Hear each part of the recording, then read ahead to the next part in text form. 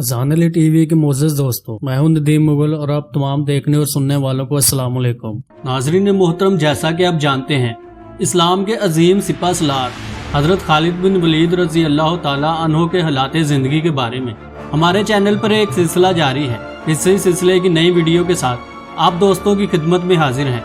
नाज़रीन मोहतरम, जैसा कि हम आपको गुज़िश्ता वीडियो में बता चुके हैं कि आप रज़ी अल्लाह ताला अन्हो इस कदर आज़ाद तबीयत के मालिक थे कि रसूलुल्लाह सल्लल्लाहु ताला अलैहि वसल्लम और सैयदना अबू बकर सिद्दीक़ रज़ी अल्लाह ताला अन्हो के अलावा किसी और के लिए इनको संभालना मुमकिन ही ना था। इस बात से अंदाज़ा कीजिए कि एक मौके पर इराक़ की एक जंग में फतह के बाद आप रज़ी अल्लाह ताला अन्हो मरकज़ की तरफ लौट रहे थे तो हज का मौका आ गया।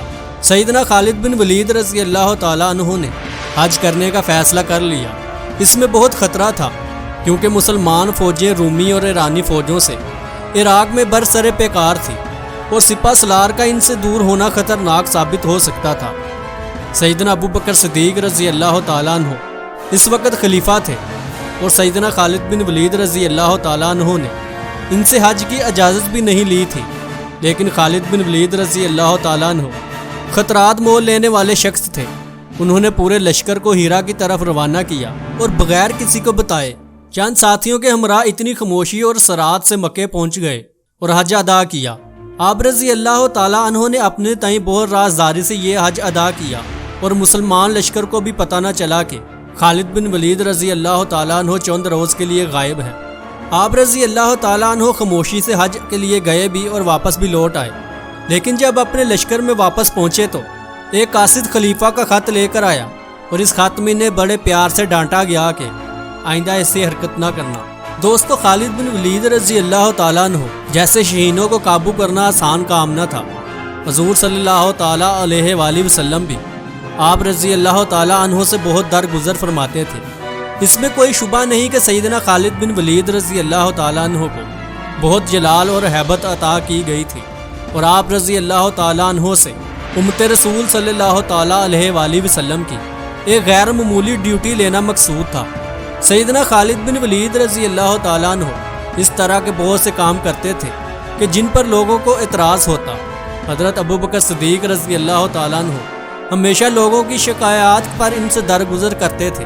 बाद लोगों ने यह भी कहा कि सैयदना खालिद बिन वलीद रज़ी अल्लाह ताला अन्हो को मज़ूल कर दिया जाए। हज़रत अबू बकर सिद्दीक़ रज़ी अल्लाह ताला अन्हो का जवाब यही होता है कि जिस तलवार को अल्लाह ने दीन की सर बुलंदी के लिए बेनियाम किया है, मैं इसको वापस नियाम में नहीं डाल सकता। यही फ़र्क है एक आम सिपा सलार और एक अजीम सिपा सलार में। सैयदना खालिद बिन वलीद रज़ी अल्लाह ताला अन्हो एक अजीम सिपा सलार थे और इसी निस्बत से रसूलुल्लाह सल्लल्लाहु ताला अलैहि वसल्लम और सैयदना अबू बकर सिद्दीक़ रज़ी अल्लाह ताला अन्हो इनका ख़ास लिहाज भी करते। दोस्तों, फतह इराक़ की खुशखबरी जब सैयदना अबू बकर सिद्दीक़ रज़ी अल्लाह ताला अन्हो तक मदीने पहुंची तो आप रज़ी अल्लाह ताला अन्हो ने मदीने में ऐलान करवाया कि मुबारक हो, तुम्हारे शेर ने ईरानी शेर को ज़ेर कर लिया। माए क़यामत तक खालिद बिन वलीद जैसा बेटा पैदा नहीं कर सकती। ये वो वक़्त था जब हज़रत अबू बकर सिद्दीक़ रज़ी अल्लाह ताला अन्हो ने शाम में भी मोहर जोई शुरू कर दी थी। मुसलमान दस्तों को ये हुक्म था कि सिर्फ जसूसी करें, ज़्यादा आगे तक ना जाएं और जहाँ तक मुमकिन हो तसादम से ग्रेज़ करें।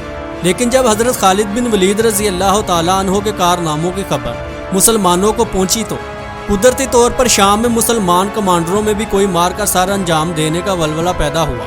नतीजा ये हुआ कि मुसलमान के वो दस्ते कि जो शाम गए थे रूमियों के घेरे में आ गए। शाम इस वक्त बाज़ंतीनी सल्तनत का सूबा था कि जिसका मरकज़ कुस्तंतूनिया था। हुज़ूर सल्लल्लाहु ताला अलैहि वसल्लम कुस्तंतूनिया की फ़तह की बिशारत भी दे चुके थे। आप सल्लल्लाहु ताला अलैहि वसल्लम के मुताबिक जो फ़ौज इसको फ़तह करेगी वो जन्नत में जाएगी और जो अमीर इसको फ़तह करेगा वो जन्नती होगा। लिहाजा इस तरह मुसलमानों को ईमान की हद तक यकीन था कि वो ईरान पर कब्ज़ा करेंगे। इसी तरह मुसलमानों को ये भी यकीन था कि वो बाज़ंतीनी सल्तनत पर भी कब्ज़ा कर लेंगे। यही वजह थी कि सैयदना अबू बकर सिद्दीक़ रज़ी अल्लाह ताला अन्हो ने दोनों महाज़ों पर बेक वक़्त लश्कर रवाना किए। खालिद बिन वलीद रज़ी अल्लाह ताला अन्हो इस वक्त इराक़ में थे। वो मुसलमान के जो शाम गए थे दुश्मनों को घेरे में आ गए और इन्हें कमक की ज़रूरत थी। तब सैयदना अबू बकर सिद्दीक़ रज़ी अल्लाह ताला अन्हो ने خط کے ذریعے سیدنا خالد بن ولید رضی اللہ تعالیٰ عنہ کو حکم دیا کہ عراق کا محاذ دوسرے صحابہ کرام رضی اللہ تعالیٰ عنہ کے حوالے کریں اور شام میں مسحور مجاہدین کی مدد کے لیے روانہ ہو جائیں۔ سیدنا خالد بن ولید رضی اللہ تعالیٰ عنہ کو جب یہ خط ملا تو انہوں نے پھر ایسا کام کیا کہ جو جنگی حکمت عملی کے تحت ناممکنات میں سے تھا۔ کوئی جنگی حکمت عملی کا ماہر یا سپہ سالار وہ کام کرنے کا سوچ بھی نہیں سکتا تھا۔ ناظرین محترم، عراق سے شام جانے کے دو باقاعدہ راستے تھے۔ ایک راستے پر رومی قلعے بنے ہوئے تھے اور وہاں سے بغیر جنگ کے گزرنا ناممکن تھا۔ دوسرا راستہ بہت طویل تھا اور وہاں سے شام کے مجاہدین تک پہنچنے میں بہت زیادہ وقت لگ جاتا۔ ایک تیسرا راستہ ریگستان سے ہو کر جاتا، مگر یہ راستہ کوئی بھی استعمال نہ کرتا کیونکہ یہ انتہائی خطرناک تھا۔ کوئی بھی فوج یا قافلہ اس راستے سے گزر نہ سکتا تھا کیونکہ اس راستے میں پانی کا ملنا محال تھا۔ گرمی میں راستہ بھولنے کا اندیشہ بھی تھا اور بھٹک جانے کی صورت میں موت یقینی تھی۔ سیدنا خالد بن ولید رضی اللہ تعالیٰ عنہ نے اسی خطرناک راستے سے گزرنے کا فیصلہ کر لیا اور پھر وہ کام کیا جو عرب کی تاریخ میں اس سے قبل کبھی نہیں کیا گیا تھا۔ ایک بوڑھا عرب جو کہ کئی برس پہلے اس راستے سے گزرا تھا، اس کو فوج کا رہنما یا گارڈ بنا کر پوری فوج لے کر اس سے ریگستان میں داخل ہو گئے۔ کئی روز کی شدید مسافت کے بعد کہ جس میں دھوپ کی شدت سے وہ بوڑھا عرب بھی نابینا ہو چکا تھا کہ جس کے باعث پوری مسلمان فوج کے تباہ ہونے کا خطرہ پیدا ہو گیا تھا۔ آپ رضی اللہ تعالیٰ عنہ حیرت انگیز طور پر بالآخر شام پہنچے۔ خالد بن ولید رضی اللہ تعالیٰ عنہ کو عمان کی حد تک یقین تھا کہ یہ ریگستان ان کا راستہ نہیں روک سکے گا۔ سیدنا خالد بن ولید رضی اللہ تعالیٰ عنہ کے پرچم پر عقاب بنا ہوا تھا۔ وہ شام میں جب داخل ہوئے تو جس وادی سے گزر گئے وہاں اپنا پرچم نصب کر گئے۔ آج تک اس وادی کو سنیت العقاب کہا جاتا ہے، یعنی عقاب والی پہاڑیاں۔ سیدنا خالد بن ولید رضی اللہ تعالیٰ عنہ کے انتقال کے کئی سو سال بعد بھی وہ پرچم وہاں نصب رہا۔ عباسی خلیفہ معتصم جب اس علاقے سے گزرا تو کسی نے اس کو وہ جھنڈا دکھایا جو قلعے پر لگا ہوا تھا۔ اس کو بتایا گیا کہ یہ وہ جھنڈا ہے کہ جو خالد بن ولید رضی اللہ تعالیٰ عنہ نے اپنے ہاتھ سے لگایا تھا۔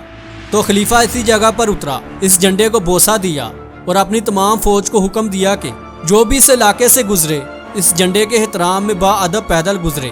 اس کے بعد جب مسلمانوں کا زوال ہوا تو وہ جھنڈا بھی اپنی جگہ سے اکھڑ گیا۔ دوستو، یہ خالد بن ولید رضی اللہ تعالیٰ عنہ کا وہ شاندار کارنامہ تھا جو تاریخ اسلام کے اوراق میں صدیوں تک سنہرے حروف سے لکھا گیا۔ ناظرین محترم، آج کے لیے اتنا ہی۔